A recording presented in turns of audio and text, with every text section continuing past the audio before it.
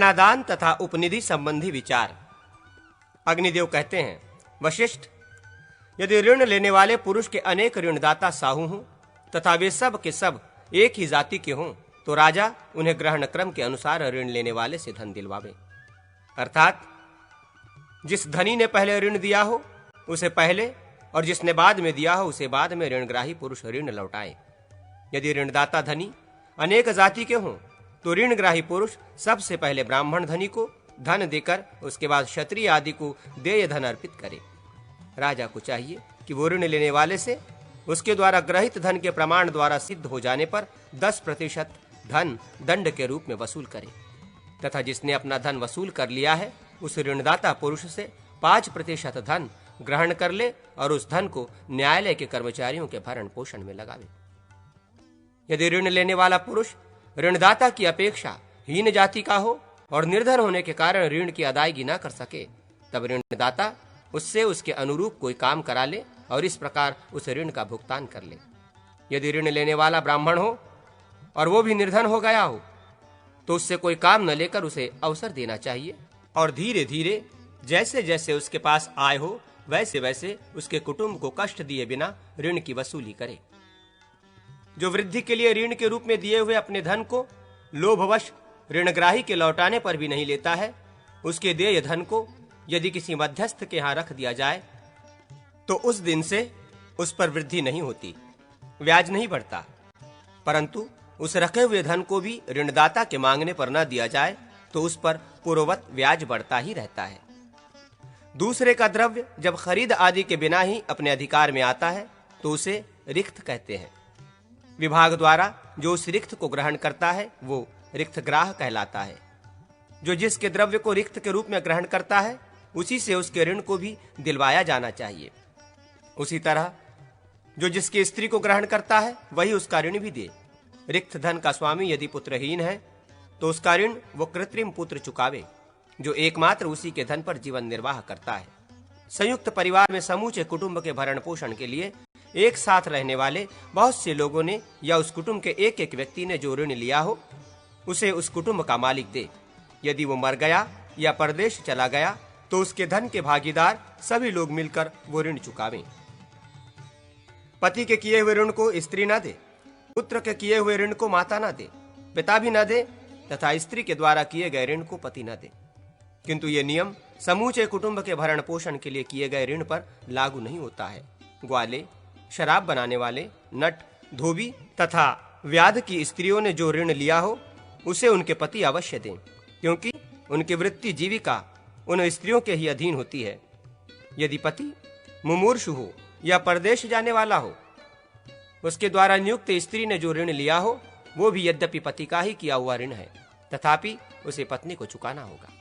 अथवा पति के साथ रहकर भार्या ने जो ऋण किया हो वो भी पति और पुत्र के अभाव में उस भार्या को ही चुकाना होगा।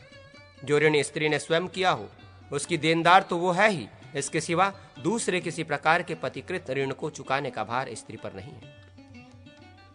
यदि पिता ऋण करके बहुत दूर परदेश में चला गया, मर गया अथवा किसी बड़े भारी संकट में फंस गया तो उसके ऋण को पुत्र और पौत्र चुकावें।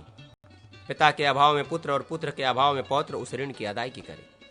यदि वे अस्वीकार करें तो अर्थी न्यायालय में अभियोग उपस्थित करके साक्षी आदि के द्वारा उस ऋण की यथार्थता प्रमाणित कर दे। उस दशा में तो पुत्र पौत्रों को वो ऋण देना ही पड़ेगा जो ऋण शराब पीने के लिए लिया गया हो, पर स्त्री लंपटता के कारण काम भोग के लिए किया गया हो, जुए में हारने पर जो ऋण लिया गया हो, जो धन दंड और शुल्क शेष रह गया हो तथा जो व्यर्थ का दान हो अर्थात धूर्तों और नट आदि को देने के लिए किया गया हो, इस तरह के पैतृक ऋण को पुत्र कदापि न दे।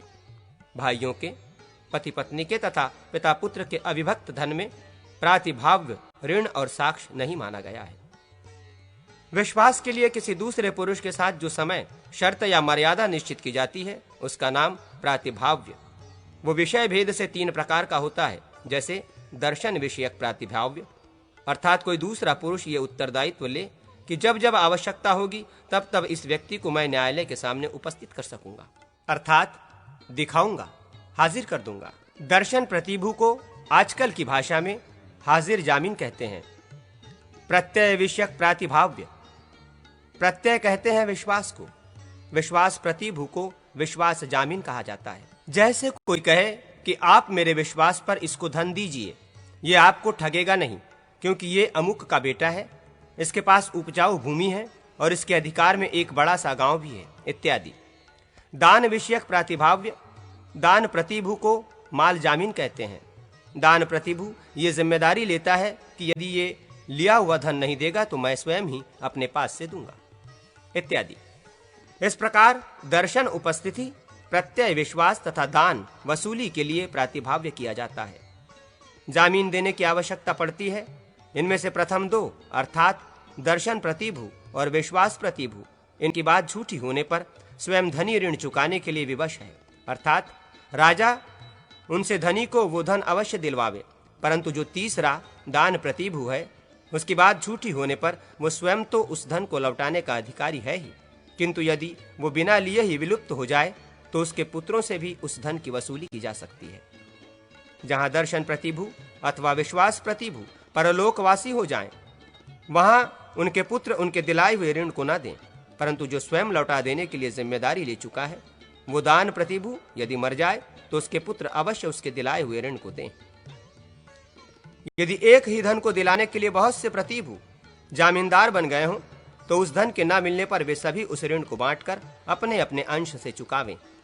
यदि सभी प्रतिभु एक से ही हों, अर्थात जैसे ऋणग्राही संपूर्ण धन लौटाने को उद्यत रहा है, उसी प्रकार प्रत्येक प्रतिभु यदि संपूर्ण धन लौटाने के लिए प्रतिज्ञाबद्ध हो तो धनी पुरुष अपनी रुचि के अनुसार उनमें से किसी एक से ही अपना सारा धन वसूल कर सकता है। ऋण देने वाले धनी के द्वारा दबाए जाने पर प्रतिभु राजा के आदेश से सबके सामने उस धनी को जो धन देता है उससे दूना धन ऋण लेने वाले लोग उस प्रतिभु को लौटावें। मादा पशुओं को यदि ऋण के रूप में दिया गया हो धन, तो उस धन की वृद्धि के रूप में केवल उनकी संतति ली जा सकती है। धान्य की अधिक से अधिक वृद्धि 3 गुने तक मानी गई है। वस्त्र वृद्धि क्रम से बढ़ता हुआ 4 गुना तथा रस, घी, तेल आदि अधिक से अधिक 8 गुना तक हो सकता है।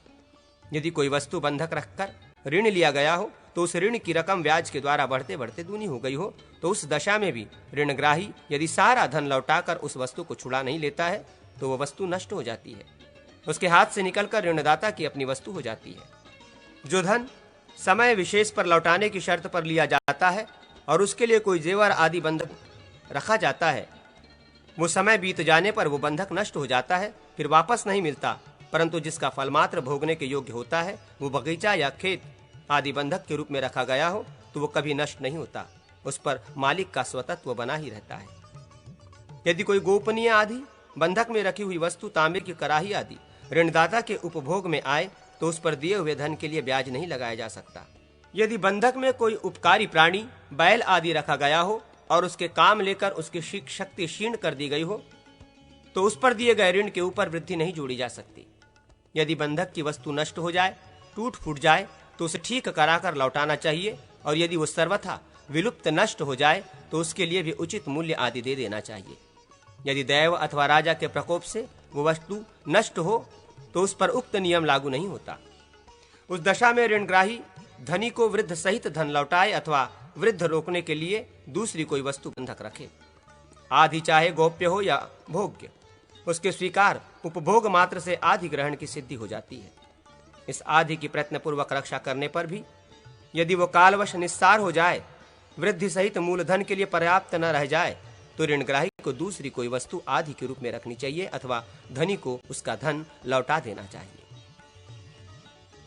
सदाचार को ही बंधक मानकर उसके द्वारा जो द्रव्य अपने या दूसरे के अधीन किया जाता है उसको चरित्र बंधन कृत धन कहते हैं। ऐसे धन को ऋणग्राही वृद्धि सहित धनी को लौटावे या राजा ऋणग्राही से धनी की वृद्धि सहित वो धन दिलवाए। यदि सत्यंगारकृत द्रव्य बंधन रखा गया हो तो धनी को द्विगुण धन लौटाना चाहिए।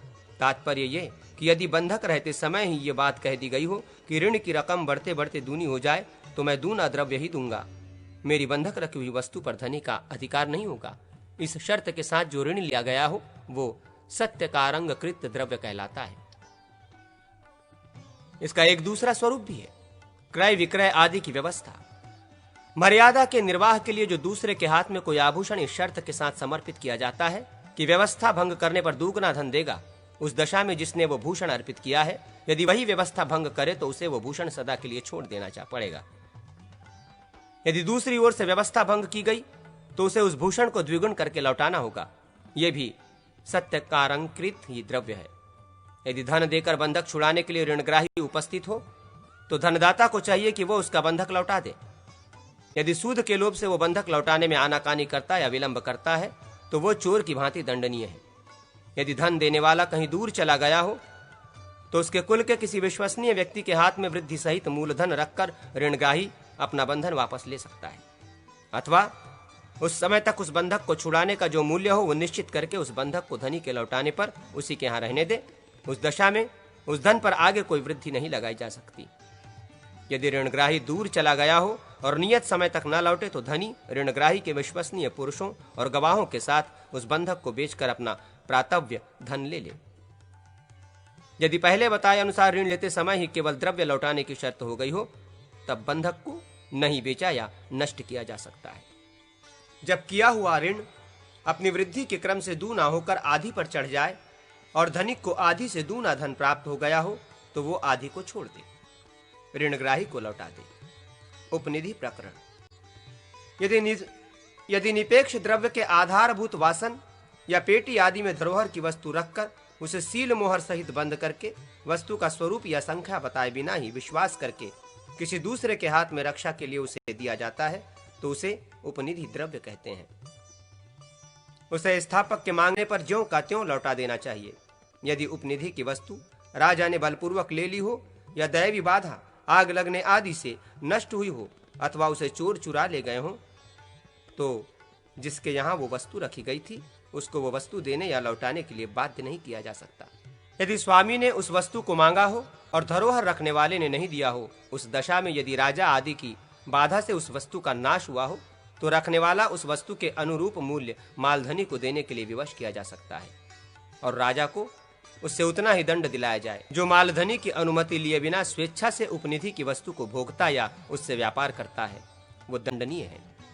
यदि उसने उस वस्तु का उपभोग किया है तो वो सूद सहित उस वस्तु को लौटाए और यदि व्यापार में लगाकर लाभ उठाया है तो लाभ सहित वो वस्तु मालधनी को लौटाए और उतना ही दंड राजा को दे। याचित, अनवाहित, न्यास और निक्षेप आदि में ये उपनिधि संबंधी विधान ही लागू होता है।